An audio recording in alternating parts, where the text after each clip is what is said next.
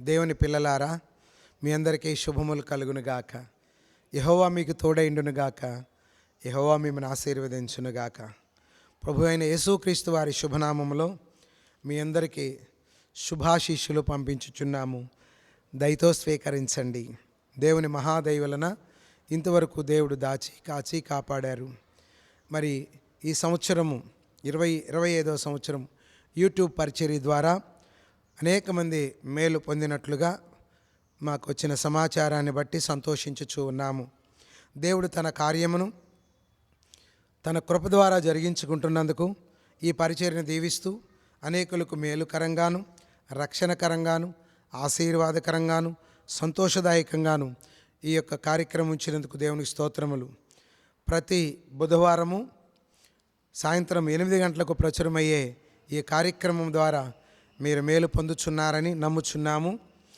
అంతేకాదు, మీ ద్వారా ఈ మెసేజ్లు ఇతరులకు వినిపించడం ద్వారా మీరందరూ ఇంకను అధికంగా మేలు పొందినట్లు అనేకులకు పంచుతూ ఉండమని ప్రార్థన చేస్తూ ఉన్నాము, విన్నవించుచూ ఉన్నాము. దేవుని స్తోత్రం. ఒక లేఖన భాగమును చదువుకొని వాక్యమును ధ్యానించుకుందాము.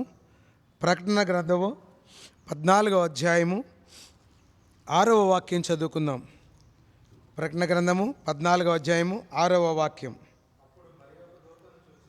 అప్పుడు మరి ఒక దూతను చూచితిని.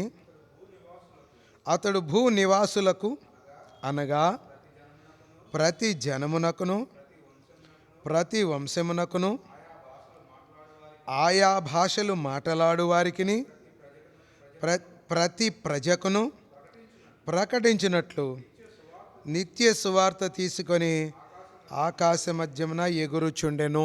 దేవునికి స్తోత్రము కలుగునుగాక. ఆమెన్. దేవుని యొక్క విశాలతను గురించి ఈరోజు మనము ధ్యానించుకుందాం. పరిశుద్ధుడైన తండ్రి, ప్రేమామూర్తివైన ప్రభా, మీకు వందనాలనైనా ఈ చిన్న లేఖన భాగమును, చిన్న రొట్టెను మీ చేతులకు అప్పగిస్తున్నాను ప్రభా. మీరు ఆశీర్వదించి విరచి వడ్డించి సమృద్ధి పెట్టి సంతృప్తిపరచగలిగిన దేవుడవు నాయన. కంపలు మిగులుస్తారు ప్రభా. తండ్రి, బలహీనమైన నన్ను దాయండి, నా నోటిని మరుగుపరచండి, నా కంఠాన్ని ముట్టండి ప్రభువా.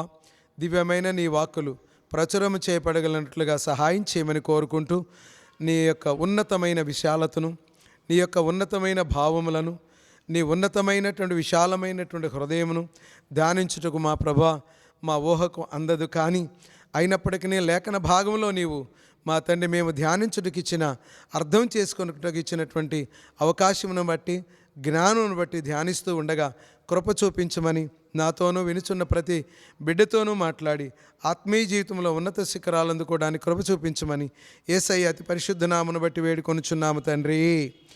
Amen, amen, amen. మీకు శుభమగుగాక. అప్పుడు మరి ఒక దూతను చూచాను. అతడు భూనివాసులకు అనగా ప్రతి జనము, ప్రతి వంశము, ఆయా భాషలు మాట్లాడేవారు, ప్రతి ప్రజలకు ప్రకటించబడిన నిత్య సువార్త. అంటే దేవుని యొక్క ముఖ్య ఉద్దేశము భూనివాసులందరికీ అన్నీ అందాలి. చూడండి, ఒక ముఖ్యమంత్రి గారు ప్రవేశపెట్టినటువంటి కొన్ని పథకాలు ఏమైనా ఉంటే వారు ఏం ఆశిస్తారు? తాను పెట్టిన పథకము ఉన్న రూల్స్ అండ్ రెగ్యులేషన్స్ ప్రకారము అర్హులైనటువంటి వారికి అందరికీ అందాలి అని. అలాగే ప్రధానమంత్రి గారు పెట్టినా సరే దేశ నివాసులందరికీ అందాలి అని. ముఖ్యమంత్రి గారు అయితే ఆ యొక్క రాష్ట్ర ప్రజలకు, ప్రధాని అయితే ఆ దేశ ప్రజలకు అందరికీ అందాలి అనేటువంటి ఉద్దేశంతోనే ప్రవేశపెడతారు. అలాగనే దేవుడు కూడా ఈ లోకానికి తన కుమారుని పంపించడం ద్వారా, అనగా ప్రభువైన యేసుక్రీస్తు వారి ద్వారా ఈ లోకమునకు వచ్చి మరి మనందరి కొరకు రక్షణనిచ్చి, మనందరి కొరకు కృపనిచ్చి, మనందరికీ క్షమాపణిచ్చి అందరికీ అది అందాలి అని ఆశపడుతున్నారు ప్రభు. దేవునికి స్తోత్రము కలుగునుగాక. చూడండి, అపొస్తలుల కార్యాల గ్రంథము 10వ అధ్యాయము 36వ వచనంలో ఇలాగ రాయబడింది. యేసుక్రీస్తు అందరికీ ప్రభు. దేవుని స్తోత్రము కలుగునుగాక. మొట్టమొదటిగా దేవుడిచ్చినటువంటి మొట్టమొదటి ప్రజెంటేషన్ ఏంటంటే అందరికీ ప్రభు అయిన, కొందరికి కాదు. చూడండి, మన రాష్ట్రమునకు ముఖ్యమంత్రి గారిని గురించి మనమే చెప్పుకుంటాం అంతే. వాళ్ళ రాష్ట్రం గురించి వాళ్ళు చెప్పుకుంటారు. మన దేశ ప్రధాని గురించి మనం చెప్పుకుంటాం, వేరే దేశ ప్రధాని గురించి వాళ్ళు చెప్పుకుంటారు. కానీ ప్రియమైనటువంటి బిడ్డలారా, యేసు ప్రభు వారు భూలోకములో ఉన్నటువంటి వారు అందరికీ ప్రభు. దేవుని స్తోత్రము కలుగునుగాక. ఈ యొక్క విశాలమైనటువంటి ప్రపంచంలో అందరికీ సంబంధించినటువంటి విషయాలను, అందరికీ పంచి ఇచ్చినటువంటి విషయాలను ఈరోజు మనం ధ్యానిస్తున్నాము. అర్థమైందా? మొట్టమొదటిగా దేవుడు యేసు ప్రభు వారిని అందరికీ ప్రభువుగా ఇచ్చారు. ఆమేన్, హల్లెలూయా. తండ్రి అయిన దేవుడు కుమారుడైనటువంటి దేవునిని, అనగా తండ్రి కుమారునిగా ఈ లోకమునకు వచ్చి ఆయన సర్వభూ ప్రపంచంలో ఉన్నటువంటి వారందరికీ ఆయన ఇచ్చినటువంటి శ్రేష్టమైనటువంటి బహుమానం ఏంటంటే ఒకే దేవుడు, ఒకే విశ్వాసం. అర్థమైన ప్రియమైనటువంటి దేవుని బిడ్డలారా, ఒకే ప్రభువు. అర్థమైందా? విశ్వాసం ఒక్కటే, ఒకే బాప్తిస్మము. కానీ ఒకే అనేటువంటి దాన్ని అందరికీ ఒకటే ఇస్తే ఆ ఒక్కదాన్ని వీళ్ళు పంచుకునే విషయంలో, వీళ్ళు ఎంచుకునేటువంటి విషయంలో భిన్నాభిప్రాయాలు పుట్టి ఏమండి, ఒక్కడైనటువంటి ప్రభువుని, అందరికీ ప్రభు అయినటువంటి, అందరికీ సంబంధించినటువంటి ప్రభువుని కొందరికి ఆపాదింపజేసేశారు. ఒక మతానికి ఆపాదింపజేశారు, ఒక కులానికి ఆపాదింపజేశారు, ఒక జాతికి ఆపాదింపజేశారు, ఒక ప్రాంతానికి ఆపాదింపజేశారు. ఇది ఎంత దుఃఖకరమైన విషయము. కనుక ప్రియమైనటువంటి దేవుని బిడ్డలారా, యేసు క్రీస్తు దేవుడు అనుగ్రహించిన, ప్రపంచానికి అనుగ్రహించిన ప్రభువు. దేవునికి స్తోత్రము కలుగునుగాక. యెహోవా మీకు తోడైండునుగాక. రెండవ విషయాన్ని కనుక మనం చూసినట్లయితే ఆదికాండము 45వ అధ్యాయము 11వ వాక్యం ఒకసారి చదువుకున్నట్లయితే, ఆదికాండము 45వ అధ్యాయము 11వ వచనం. చక్కని లేఖన భాగాన్ని మీరు కూడా బైబిల్ దగ్గర ఉంచుకొని చక్కగా బైబిల్ తెరిచి, నేను తొందర పెట్టను, మీరు వాక్యం తీయాలని 1-4 సార్లు చెప్తూ ఉంటాను. ఇకను 5 కరువు సంవత్సరములు వచ్చును గనుక నీకును నీ ఇంటి వారికిని నీకు కలిగిన అంతటికిని పేదరికము రాకుండా అక్కడ నిన్ను పోషించుచున్నానని చెప్పుడి. అక్కడ నిన్ను పోషించేదని అన్నాడని చెప్పుడి. ఆమేన్, హల్లెలూయా. ఎవరికి? రెండవది, ప్రపంచంలో ఉన్నటువంటి ప్రతి ఒక్కరికి దేవుడు అనుగ్రహించినటువంటి అందరికీ సంబంధించినటువంటి విషయం ఏంటంటే యేసు క్రీస్తు అందరికీ ప్రభువు. రెండవది మనం చూసినట్లయితే, నీకును దేవుడు అనుగ్రహించినటువంటి వాగ్దానం ఏంటంటే, దేవుడిచ్చినటువంటి గొప్ప వరం ఏంటంటే, నీకును నీ ఇంటి వారికిని ఐగుప్తులో నాకు కలిగిన సమస్త ఘనతయు మీరు చూచినది యావత్తు నా తండ్రికి తెలియజెప్పండి. యోసేపు గారు అంటున్నారు ఈ మాట. అయితే ఐగుప్తులో నాకు కలిగిన సమస్త ఘనతను చూచినది యావత్తును తండ్రికి తెలియచేయండి అని చెప్తున్నాడు 13వ వచనంలో. 12వ వచనంలో, ఇదిగో మీతో మాట్లాడుచున్నది నా నోరే, మీ కన్నులే నన్ను చూస్తావని.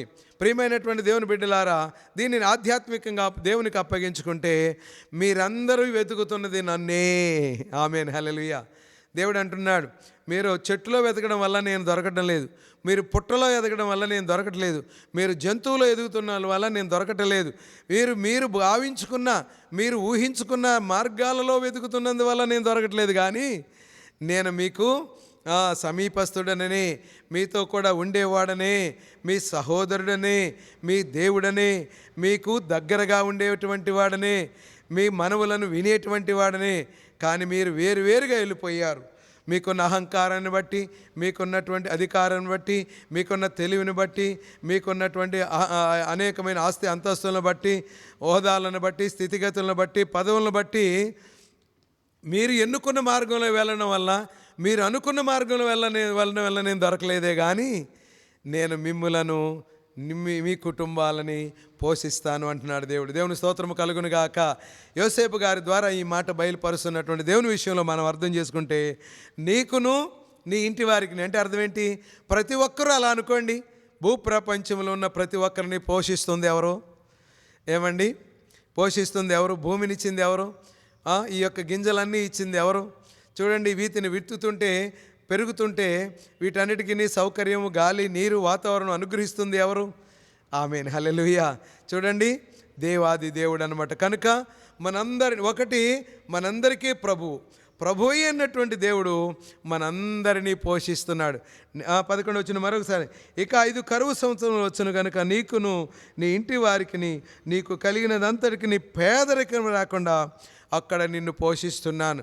ఇక్కడ మనల్ని పోషిస్తున్నాడు దేవుడు. పోషిస్తాను అన్నాడని చెప్పన్నాడు ఆయన. కానీ దైవికంగా మనం ఆలోచిస్తే ఆయన మనకు పోషణకర్త. ఎవరికి పోషకుడు? అందరినీ పోషిస్తున్నాడు. ఆమేన్, హల్లెలూయా. వారు చేసుకుంటున్నటువంటి వాళ్ళు మరి చూసుకుంటున్నటువంటి పరిస్థితులను బట్టి పేదరికం అనుభవిస్తున్నారే తప్ప దేవుని పక్షంగా ఉండి దేవుని చిత్తాన్ని నెరవేర్చేటువంటి వారు, దేవుని కృపకు అప్పగించబడిన వారిని ఎవరు దేవుడు విడిచిపెట్టలేదు. స్వయంకృత అపరాధం అంటారు. స్వయంకృత అపరాధం అంటే వాళ్ళు చేసుకుంటున్నటువంటి అపరాధం ఏది తప్పితే దేవుడు అందరికీ పోషకుడు. ఆమేన్, హల్లెలూయా. దేవుడు అందరికీ పోషకుడు. దేవుని స్తోత్రము కలుగునుగాక.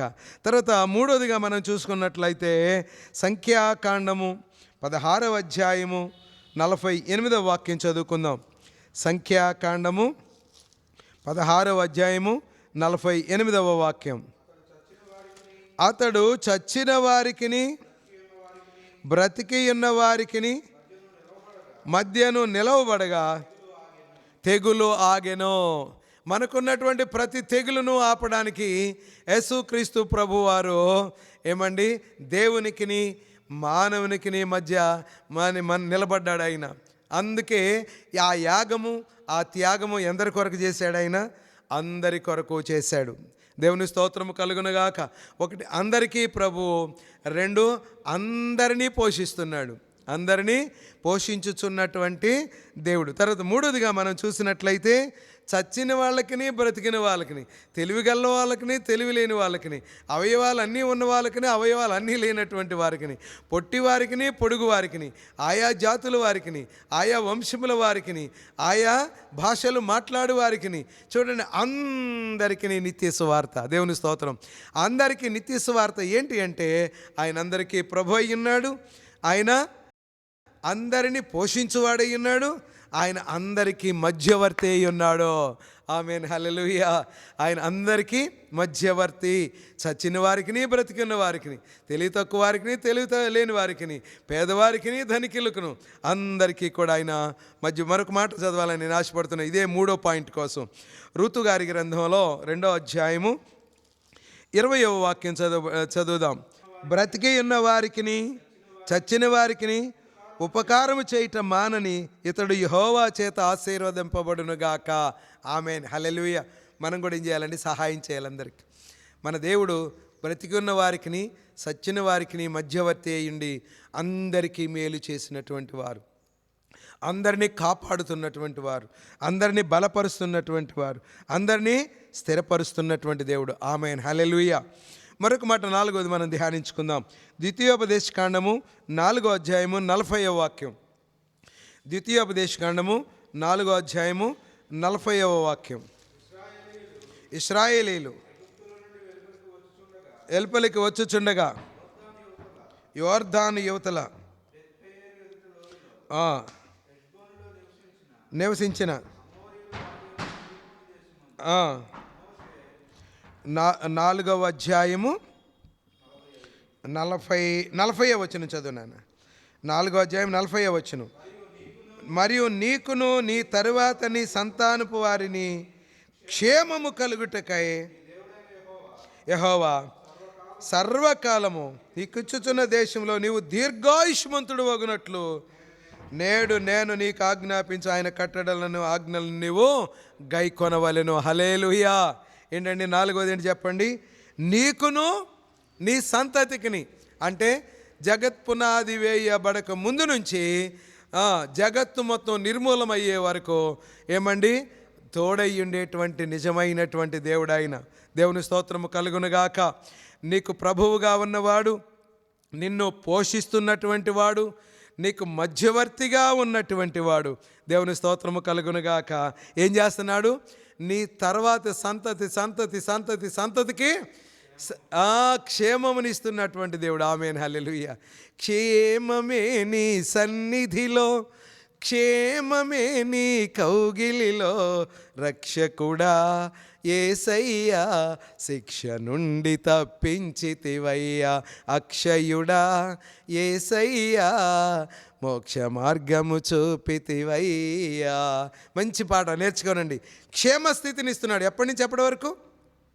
ఏమండి, ఆ ఆదాము గారిని చేసి తన రూపంలో చేసుకున్న దగ్గర నుండి ఇప్పటి వరకు ఇంకెంత కాలమో, ఆయన రాకడ పర్యంతము, మన పోకడ పర్యంతము, మన పిల్ల సంతానం, నీకును నీ సంతానపు వారికి నీ క్షేమము కలుగుతుంది అనమాట.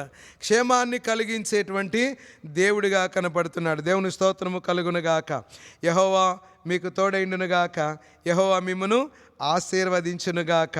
మరొక మాట మనం చదువుకొని ఈ లేఖన భాగాన్ని ముగించుకుందాం. ఎన్నో విషయాలు ఆయనలాగా మన పక్షంగా ఉన్నాడు. యోబు గారి గ్రంథము 1వ అధ్యాయము 10వ వాక్యం చదువుకుందాం. యోబు గారి గ్రంథము 1వ అధ్యాయము 10వ వాక్యం. అక్కడున్న సాతానును అక్కడికి రావటం జరిగింది. వచ్చినప్పుడు ప్రభువుకి సాతాను మధ్య సంభాషణ జరుగుతూ ఉన్నది.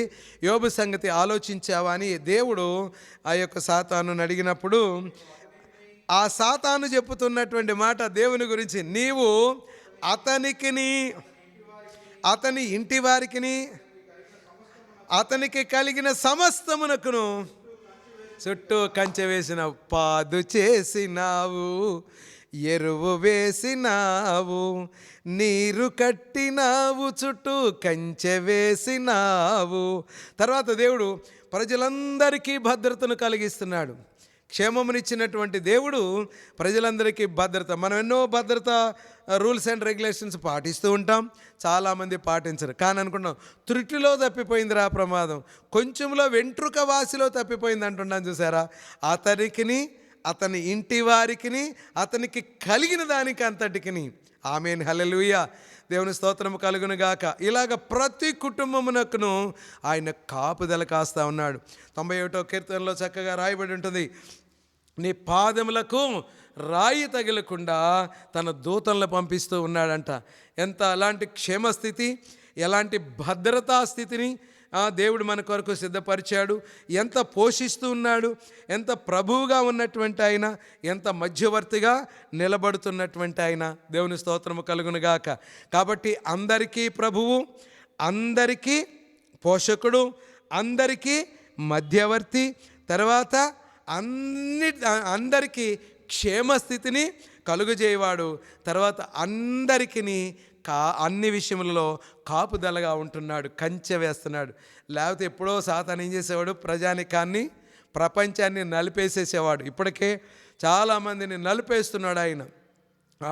నలిపేస్తున్నాడు అతగాడు. ఎవరు? ఆ యొక్క దుష్టుడు. కానీ దేవుడు కాపాడుతూ వస్తున్నాడు, కంచె వేస్తూ ఉన్నాడు, ఏంటండి, బలపరుస్తూ ఉన్నాడు, ఓదారుస్తూ ఉన్నాడు. ఇటు ఆశీర్వాదకరమైనటువంటి ప్రభువును ఇప్పుడు లేఖన భాగంలోకి వద్దాం. 14వ అధ్యాయంలో మనం చదువుకున్నటువంటి లేఖన భాగం 6వ వచనానికి. ప్రకటన గ్రంథము 14వ అధ్యాయము 6వ వాక్యం ఒకసారి చదువుకుందాం. అప్పుడు మరి యొక్క దూతను చూచితిని, అతడు భూనివాసులకు, అనగా జనండి ప్రియులారా, ఇది యేసుక్రీస్తు ప్రభు వారు క్రైస్తవుల దేవుడు కాదండి.